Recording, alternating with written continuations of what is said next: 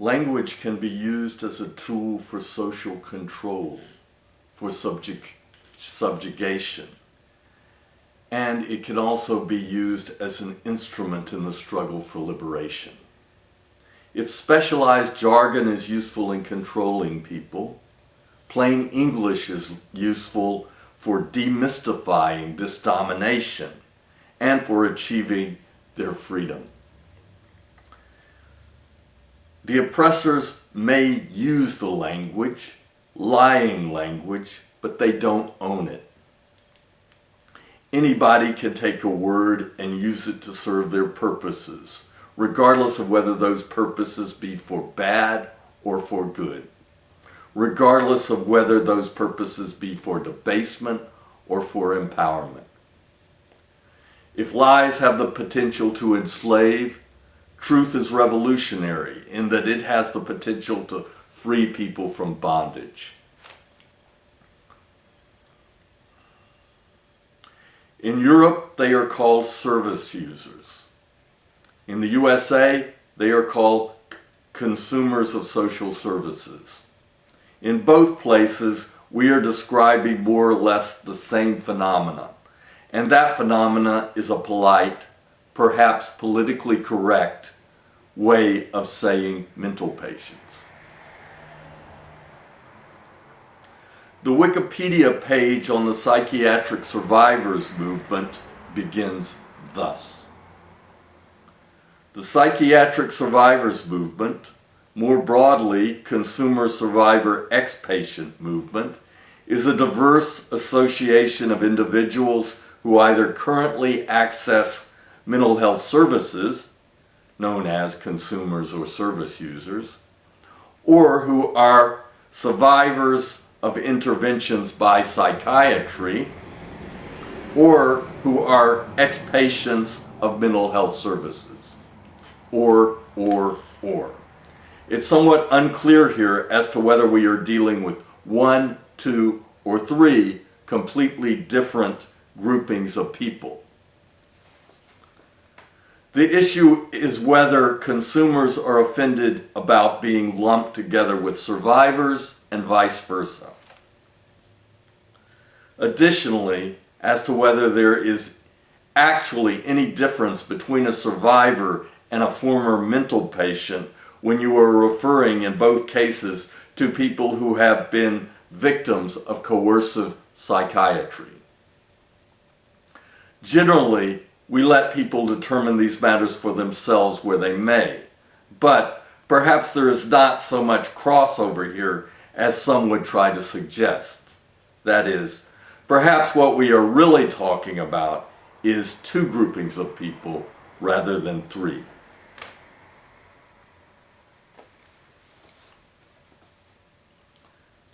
I would like here to narrow our focus a little bit so that our broadly speaking doesn't become too all-encompassing.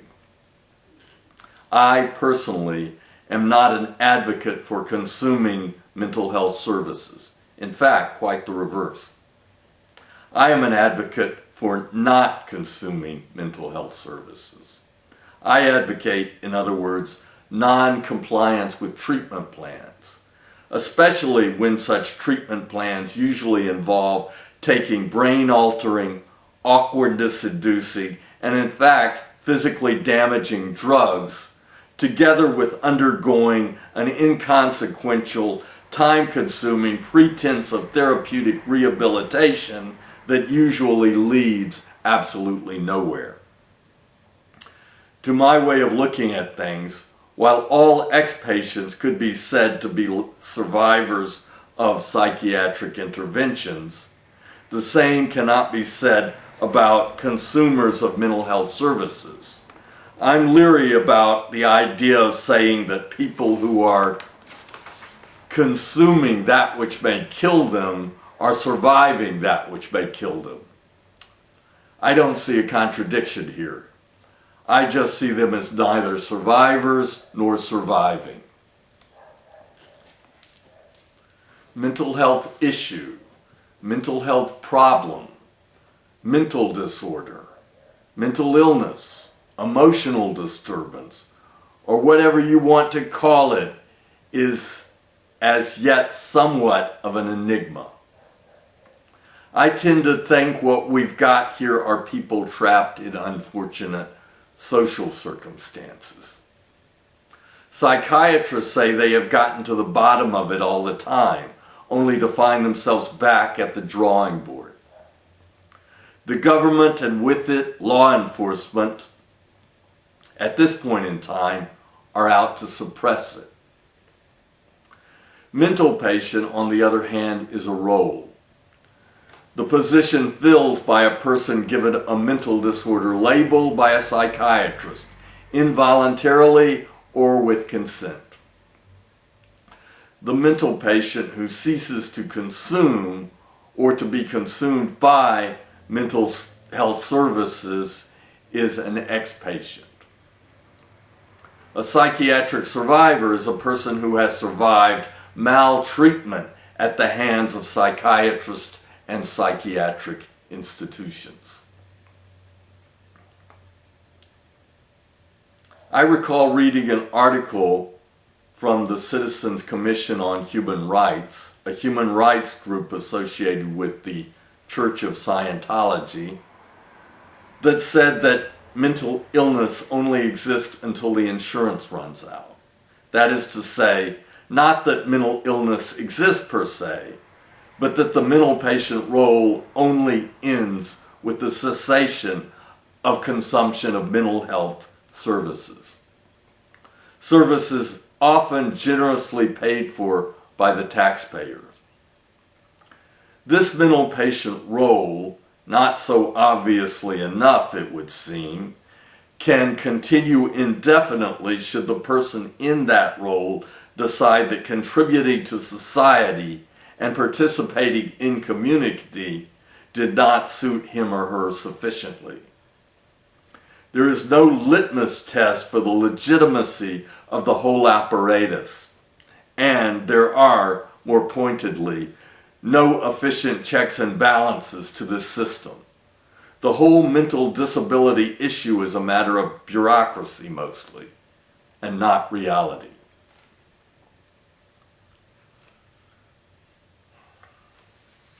The failure of psychiatry to restore people given the most serious of mental disorder labels to what they see as health or functioning is a striking aspect of our present age. Out of this failure has emerged the MAD or the Mad Pride movement. We see today what is called the chronic mental patient, or what I choose to call the treatment junkie, as a permanent fixture of contemporary life. This was not always the case. Once upon a time, the Mental Health Association was engaged in a war on mental illness. In the current atmosphere of false acceptance, this war against mental illness has degenerated into campaigns to bust the stigma associated with mental illness, or rather, the stigma associated with mental health treatment. Integrating ex-patients into the community, then, has become a less important goal than providing supports to those people thought unrecoverable. Today's version of the incurable lunatic. During the 1970s, psychiatric survivor groups arose with names like Mental Patients Liberation Front, Insane Liberation Front, Mental Patients Liberation Alliance, etc. The idea was to liberate not patients but people from psychiatric oppression and, equally fundamental, bondage to the mental patient role. It was, is, and will be, in other words, okay to leave the treatment facility with its treatment plans behind you and to engage in the life of community beyond the community of mental patients or mental health consumers, but the community of citizens of all sorts.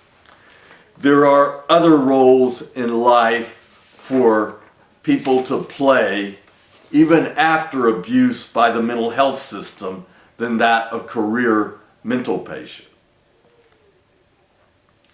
You don't listen to the garbage unless you want to become garbage, because, frankly, it's garbage. And nobody need become a statistic who doesn't want to do so. The statistics are notorious for being lying statistics. Mental health treatment is business, big business. There are more people in treatment today than ever before because mental health is not about mental health at all. It's the mental health treatment business. And in order to sell treatment, you must first sell people on the notion of disease. No problem. Psychiatrists have come up with a whole plethora, a whole Pandora's book of ailments to sell people. Serious mental illness is serious big business. If a person buys the illness and it has a tenacious hold on that person, a fascination of sorts for that person, the psychiatrist, his drug company cronies, and all sorts of mental health underlings have a lifetime customer. Ill health is big, big business. In the case of mental health just doesn't sell. You might call it a non-starter. The literature talks about all these untreated people with mental illness out there in the community posing a threat to the general public. What the literature doesn't talk about is how some of this treatment is completely unwanted by the people so labeled and threatened by that segment of the general public that would impose it upon them against their will and wishes. The mental health system is not and never was broken. People within the mental health system are not and never were broken. The brains of people within the mental health system are not and never were broken. The mental health system, actually a mental illness system, works all too well. If you can convince people that people within the mental health system are broken beyond repair, but that you will try to repair them anyway, well, what do you know? You're set for life. The hospital, actually a prison, is always going to have patients, actually prisoners, so long as the illusion holds. The hospital, actually a prison, is there to protect the public from the dangerous crazies. After all, when it isn't protecting those same crazies from themselves, at least in theory. There is now this consumer movement, and out of this consumer movement you get this trend of having patient paraprofessionals working in the mental illness field. This is the way the mental illness system expands. More paraprofessionals mean more patients, more consumers. What is not happening? People are not exiting the mental illness system. Though these paraprofessionals are not being trained for that, what is now seen as an impossibility. They are being trained to manage consumers of mental health services.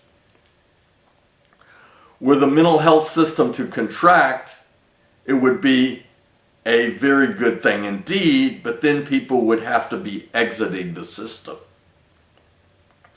When people exit the system, people are said to be getting better. People are said to be getting well. When people don't exit the system, we are talking about recidivism and chronicity. The problem here is that in order for the system to work as a system, it must fail as a healing procedure. Health doesn't pay.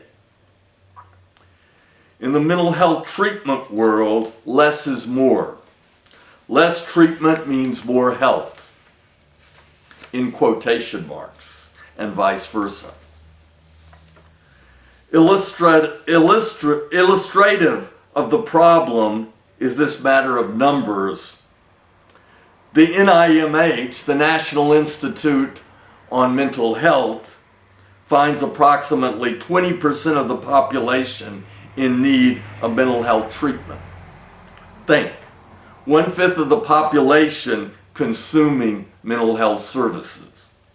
This is not a real need by any means. This is a manufactured need. And what's more, it is an absolutely ridiculous one at that. Were the mental health system smaller, that would mean there were more people who were not being described in psychopathological terms. I say the better mental health system because people would be leaving that system and it could even be contracting. An expanding mental health system means an epidemic in what is being referred to as mental disorder. If the smaller system is better, as I say that in fact it is, then best would be no mental health system whatsoever. I want to point out here that you are never going to arrive at this 100% good health quota through making so-called mental health services a consumer product. Good health in this sphere is achieved, as I pointed out previously, by ceasing to consume mental health services. People have talked about mental health treatment, mental illness labeling as a stigmatizing phenomenon. There is less social stigma, it is said, attached to what is referred to as mental wellness. Psychiatric institutional intervention has also been referred to as a form of spiritual murder. Consumers have a way of opting by consent into this spiritual massacre, while survivors and former patients have managed to opt out of it and to elude it when lucky. The idea of consumers, another way of saying present mental patients, being hired out as helpers at spiritual and physical, when it comes down to it, mass murder by the federal government in collusion with disappointed family members is a very problematic matter indeed. If you're going to encourage anything, I'm wondering whether consumption of mental health services, that is, in 2 words, mental illness, or dependence on government stipends and mental health services, and institutional governmental corruption are the things that we should be promoting on any scale, much less the large scale that such assumes today.